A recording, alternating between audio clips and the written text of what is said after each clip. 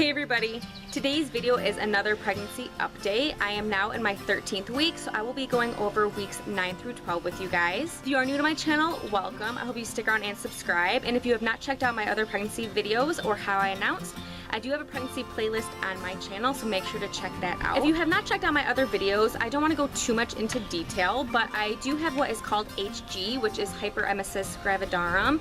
I am on medication for it, so it is medically managed, and I am doing a lot better than I was. But I do highly encourage you guys to go check out my other videos so you can get more information on it. It only occurs in 1 to 2% of pregnancies, so it is quite rare, but it is something that does affect my pregnancy quite a bit. So I do highly suggest you go and check out my other videos where I go into depth about how my earlier stages of pregnancy were for me. And I am doing okay now, like I said, but it does affect my pregnancy and symptoms and everything. So what I am going through is side effects of the medication I'm on, as well as HG itself. And if you are unaware of what it is a pregnancy illness. It is worse than morning sickness, and your body basically rejects any food or fluids that you put into it. So I did lose a significant amount of weight in the beginning of my pregnancy. I still have about 5 or 6 pounds to go to be at my pre-pregnancy weight, but I am doing a lot better. So let's go ahead and jump into my symptoms and how I have been feeling over this past month. I do apologize if the camera angle changes quite a bit throughout this video. My dogs are in front of me and they keep hitting my tripod, so do not mind that. The first symptom I want to talk about is fatigue, or being tired pretty much all the time. I know this is a pretty common symptom in the first trimester. I am on a medication that does have a sleep type aid in it and causes drowsiness. So I know part of mine is probably due to the medication, but I know that being tired or exhausted in the first trimester is pretty common. Try to rest as often as possible, and I take naps pretty much every other day, if not every day. My work schedule had to be cut in half because of the HG, so I am able to rest a little bit more, which also helps. So that is definitely something that I know is common, but I have been for sure experiencing that. I feel nauseated most of the time, and I know that also has to do with my HG, but I know in the first trimester a lot of people do have morning sickness and feel nauseous throughout the day. Mine does last morning through the afternoon and onto the evening and nighttime. I also wake up quite frequently during the night and feel nauseous. Drinking water definitely helps. I have been dehydrated. I was dehydrated at my 12-week appointment, and I have been drinking quite a bit of water, so I am working on doing even more than I already am. So being nauseous is something that I have been experiencing, so I do have frequent snacks every probably 2 hours, along with drinking as much fluid or water as I possibly can. Headaches and frequent migraines have also been something that I am experiencing every day. I know part of it is from the medication I'm on and also being dehydrated, so I am trying to drink as much fluids and water as possible, and I am also doing a small cup of coffee, about 4 to 6 ounces, with a little bit of milk every day, and that does sort of help my fatigue lessen, and it does take my headaches away as well.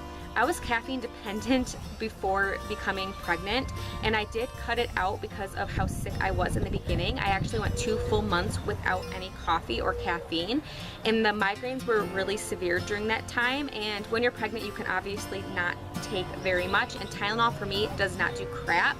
I tried it a few times, and I just think I'm already on enough medication. Why take something that's not going to work?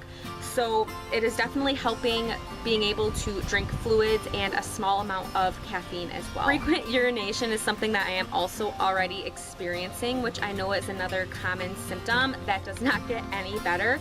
I wake up every 2 to 3 hours during the night to go to the bathroom, and I go quite often during the day as well, which is also due to just pregnancy in general and drinking more fluids. Another thing that is common that I have is gassiness, and we won't go into that one. We all know what that is, but that is something I have also been experiencing. I also had acne during weeks 9 through 11 and even part of 12, but I have changed my skincare routine up a bit, and it has gotten a little bit better.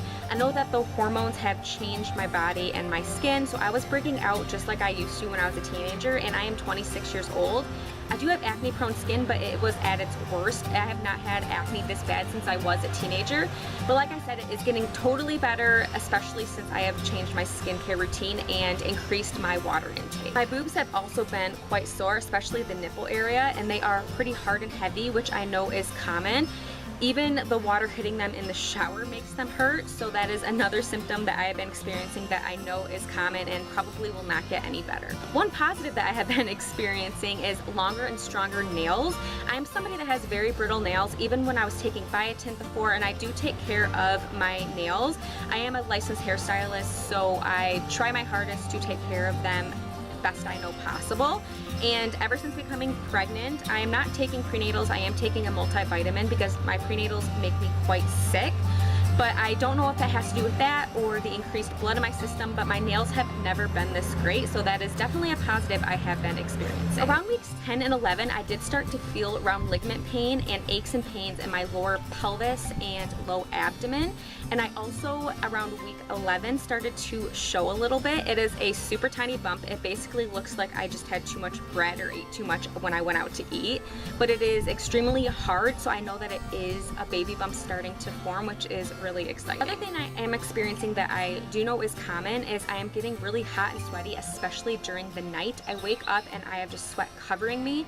Also, when I have low blood sugar levels or low blood pressure, which is common with HG, or if I do not eat frequent enough, I also become very hot and sweaty, and eating a little bit or drinking a little bit does usually help that. But during the night, it is absolutely awful, and it does wake me up quite often. I'm for sure having those odd and vivid dreams that a lot of pregnant women talk about. I wake up quite often because of them. A lot of them are nightmares, not really due to the baby specifically, but protecting my pregnancy for sure. And I have waken myself up screaming, pretty much in terror, and that is something that I am dealing with. But it is not usually good dreams. They're really weird and usually nightmares.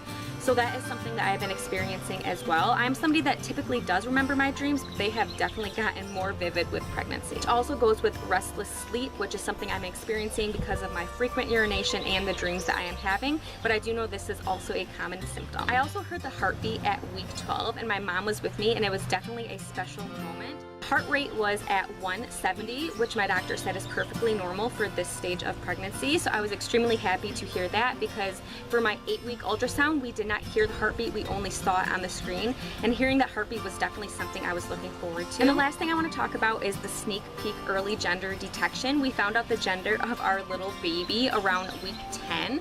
I do have a video on that, so make sure you check that out, and we will be getting that confirmed at the 20-week ultrasound. Now I guess I'm going to show you the bump that I do have.